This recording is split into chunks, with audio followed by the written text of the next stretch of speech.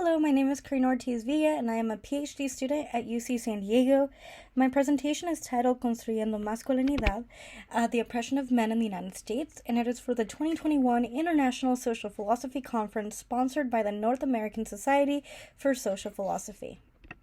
Feminists have successfully argued that the prevailing gender system is oppressive to women. However, sometimes in reaction to women's progress, some men have claimed that they too are oppressed. While there are a variety of reasons for examining whether or not men are oppressed as men, some, including men's rights activists, argue that men simpliciter are the ones truly oppressed by gender. However, these views lead to problematic and unproductive conversations centered around male redemption, rather than a nuanced and complex analysis of certain men's lived experiences.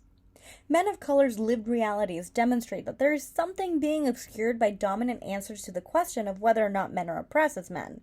Nevertheless, when others acknowledge the men's oppression, they argue that certain men can be oppressed based on other axes of identity or social position and not as men. Ultimately, they agree that men simpliciter cannot be oppressed. There are three central claims in this presentation. One, that current arguments on the oppression of men simpliciter are misguided as they fail to encompass the experiences of all men. As such, any question regarding the oppression of men must reject the current static and universal definition of men. Two, the oppression of Latino men qua Latino men is an example of men being oppressed as men. And three, in our social theorizing, we need to reclaim this concept of man and masculinity from the dominant perspective, and the way to do that is to use intersectionality in our social metaphysics. One way of responding to the idea that men are oppressed is that men, simpliciter, cannot satisfy all the conditions of any plausible definition of oppression, but are oppressed in other ways such as race, class, sexuality, etc. For example, Kenneth Clatterbaugh writes, "We are not concerned with the question of whether or not men fall into targeted oppressed groups. Men clearly have been and are oppressed as African Americans, as Jews, as colonials. The question here is whether men as men have a claim to be oppressed in 20th century America." Now, these ideas invoke a conception that the social category man is independent of any other axes of identity. These theorists claim that any instance of harm is merely the cost of dominance rather than evidence of the men's oppression as a social group. This formulation of men simpliciter implicitly and explicitly takes certain dominant modes of men's experiences to stand in for men's experience in general, and consequently obscures the way that subordinate masculinities shape a man of color's experience. They rely on this conception of men simpliciter where the social group man always sees men as in a privileged social relationship against non-men. It's supposed to be independent of race, class, sexuality, etc., and from here, many theorists begin their analysis. However, a more robust understanding of intersectionality allows us to see the methodological problem in conceptualizing men simpliciter. As Gastigles and Madver write, intersectionality guides us to look at men simpliciter and determine where we have assumed homogeneity as the result of a problematic generalization. So what is men simpliciter supposed to even mark? Whenever we invoke this concept, we always presuppose or assume a hegemonic or dominant masculinity. It's supposed to become a stand-in term for a structural relationship that is more closely associated with the dominant group and essentially erases those that do not fit.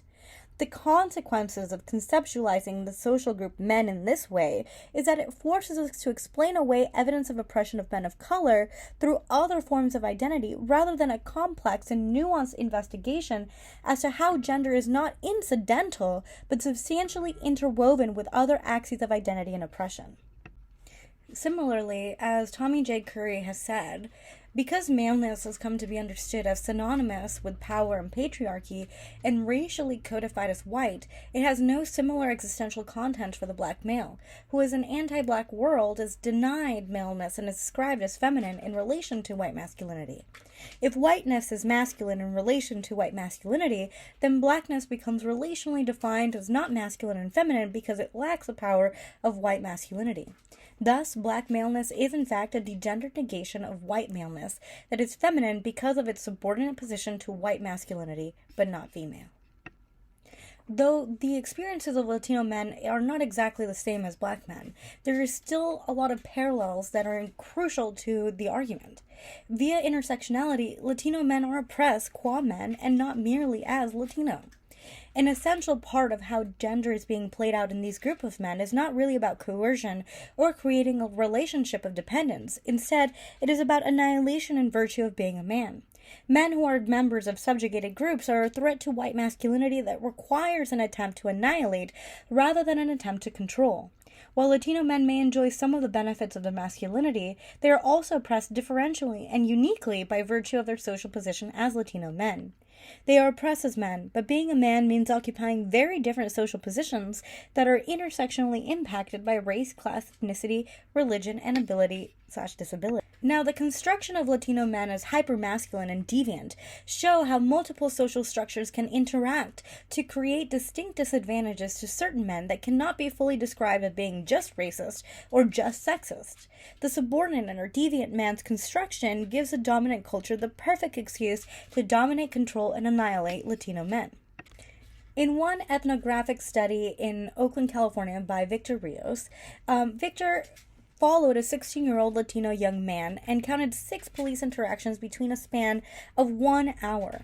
He writes that expectations of passivity and compliance, unaccompanied by a change of social conditions, engender hopelessness and an inability to function both in mainstream institutions on the street, where survival skills are intrinsically connected with hypermasculinity. Now, he also shows that police officers routinely manhandled the boys, called them little bitches, humiliated them in front of female peers, challenging them to fights, and otherwise brutalized them. There's another interesting component here, which is the threat of deportation. As we've seen before, Donald Trump saying, well, somebody's doing the raping, Don. Somebody's doing it. Who's doing the raping? Who's doing the raping? Now, through the use of immigration enforcement, immigration laws, illegal immigration and custom enforcement raids, and detention of U.S. citizens are just a few examples of the oppression Latino men endure as men. Importantly, deportations relegate Latino men to the margins and set them up for marginalization, exploitation, and violence. Now, because of our immigration system's punitive nature, those who have deportation on their records can never achieve lawful status in the United States, destroying any chances they have to a fair wage, fair labor conditions, or even family stability and union. Now, according to Track Immigration, over 9 out of 10 ICE deportees were men, and the median age is 30. Of the 44,435 of the detainees in ICE custody, 58% had no convictions. This was in 2012-2013. The numbers have actually gone up. As you can see in this slide, these figures demonstrate a systematic targeting of Latino males for ICE apprehension and detention. This gendered targeting is not new to ICE or Border Patrol. Rather, it is deeply entrenched in the history of enforcement. As Kelly Lytle describes in an interview between U.S. Patrol agent Fred Dialabini and Peter Owens in the 1970s, Dialabini described how he could tell whether a certain track belonged to an illegal. She writes that according to Border Patrol tracking lore, therefore undocumented fit a specific profile.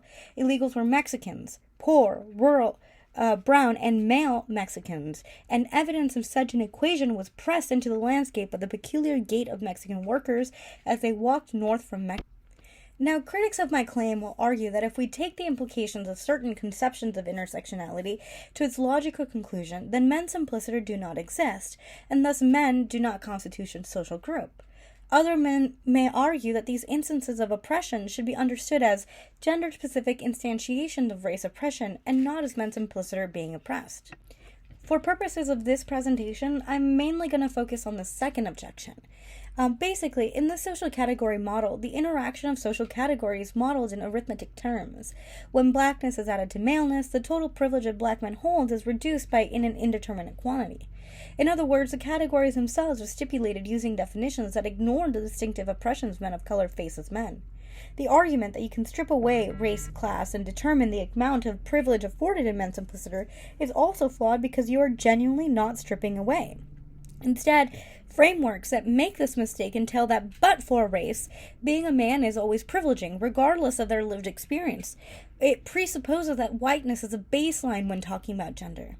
Now, whether race and class are inextricable from gender is not a question that we can answer a priori. Instead, empirical research needs to be conducted as to whether you can separate these intersecting planes.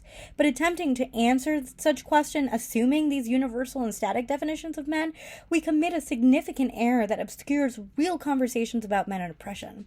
It reinforces this dominant logic of defining men that shapes structural practices to privilege and oppress men and men. It creates real men and not men, both of whom are still very much men. All the examples mentioned before demonstrate iterations of men being oppressed as men. There can very well be different definitions of a man or a universal one. As we now know, masculinity can be defined differently based on men's position throughout time, space, and in society. Therefore, we must define the social category men empirically, using intersectionality as a methodological tool. Now, pointing out that men can be oppressed by the same institution that oppresses women is not to negate others' experience. It should redirect our focus and embolden us to sincerely criticize the institution that oppresses and strive for an egalitarian society. If we buy into a single story of men, it blinds us to finding real solutions to both men and women's problems. Thank you very much.